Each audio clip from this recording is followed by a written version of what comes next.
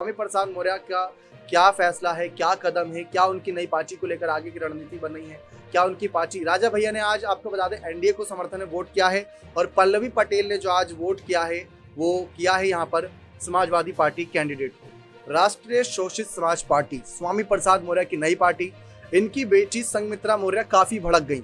इसको लेकर हमने रिपोर्ट भी कर रखी है, आगे आप देखेंगे।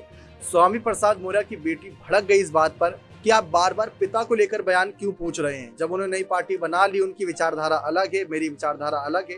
ये स्वामी प्रसाद मौर्य की बेटी का बयान सामने आया संघमित्रा मौर्य का।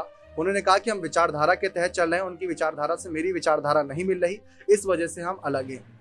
तो उन्होंने भी शफीकुर रहमान को याद किया उनके निधन पर, और साथ ही साथ यहाँ पर कुछ बड़े फैसले वे ले रहे हैं अपनी पार्टी को लेकर, गठबंधन को लेकर उन्होंने बातें कही। वो इंडिया अलायंस के साथ जाना चाहते हैं, वे मायावती की बहुजन समाज पार्टी के साथ नहीं जाना चाहते। और साफ नजर आ रहा है कि स्वामी प्रसाद मौर्य लगातार अपनी पार्टी को मजबूत करने के लिए आगे धार दे रहे हैं और वो रणनीतियों के तहत चल रहे हैं, किसी अन्य रणनीति के तहत नहीं। क्योंकि अगर आप देखें तो काफी हद तक ये माहौल बनता था कि ओम प्रकाश राजभर की अगर हम बात कर लें या जयंत चौधरी की बात कर लें, तो आज जो स्टेज पर ये पार्टियां खड़ी हैं क्षेत्रीय पार्टी का दर्जा ही प्राप्त है और बहुत मुश्किल से प्राप्त है। कभी भी ये छिन सकता है, क्योंकि अगर गठबंधन के सारे आगे नहीं बढ़ते तो इनको भी नुकसान आगे होगा। तो दिल्ली के तालकटोरा स्टेडियम में 22 फरवरी को स्वामी प्रसाद मौर्य ने नई पार्टी बना ली थी, लेकिन नई पार्टी का कितना असर रहेगा ये तो आने वाला वक्त बताएगा। और अखिलेश आज आपको सबसे बड़ा आप कारण बताते हैं कि समाजवादी पार्टी के कई सारे नेता नाराज क्यों हुए। दरअसल इसके पीछे का मुख्य कारण ये रहा कि समाजवादी पार्टी के कार्यकर्ता और नेताओं को इस बात का बहुत बुरा लगा कि अखिलेश यादव ने स्वामी प्रसाद मौर्य के बयानों पर कोई नकेल नहीं कसी थी।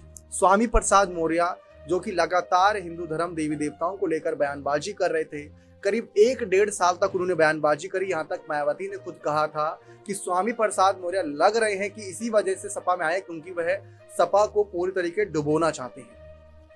भले ही स्वामी प्रसाद मौर्य ने आंकड़े दिए हों कि जब मैं आया था तब आपकी पार्टी 45 सीटों पर थी और जब मैं पार्टी से जा रहा हूं तो आपकी पार्टी करीब 110 विधायकों के साथ खड़ी है। तो क्या अखिलेश की कोई ताकत ही नहीं थी? सब ताकत स्वामी प्रसाद मौर्य की थी। स्वामी प्रसाद मौर्य जब मायावती के साथ थे तो वो अकेले मायावती चुनाव जीत रही थी बिना गठबंधन के। स्वामी प्रसाद मौर्य जब सपा के साथ थे तब वो चुनाव जीत रहे थे। साल 2017 में जब स्वामी प्रसाद मौर्य भाजपा के साथ गए तो योगी सरकार बन गई। क्या स्वामी प्रसाद मौर्य ही सबके लिए लक्की साबित होते हैं? ये एक सवाल बनता है। क्या उन्हीं के ही दम के सहारे पार्टी आगे बढ़ती है? अब उन्होंने खुद की पार्टी बनाई है तो पता चल जाएगा कि लोकसभा चुनाव में कितना आगे वह पानी में है। लोकसभा चुनाव में उतरेंगे या नहीं इस बात का फैसला तो इंडिया अलायंस करेगा, लेकिन अकेले उतरते हैं तो उनके लिए मुसीबत रहेगी, क्योंकि एक तरफ इंडिया, दूसरी तरफ एनडीए, फिर उसके बाद बसपा का ही प्रत्याशी रहेगा। तो ये तीन के बीच में कहीं ना कहीं वो फंस जाएंगे पूरी तरीके से। वहां पर जीत बहुत मुश्किल रहेगी। जैसे पिछली बार चाचा शिवपाल फिरोजाबाद सीट से उतर गए थे, लेकिन उनकी जीत हो नहीं पाई थी और उनके भतीजे अक्षय यादव भी हार गए थे। तो वही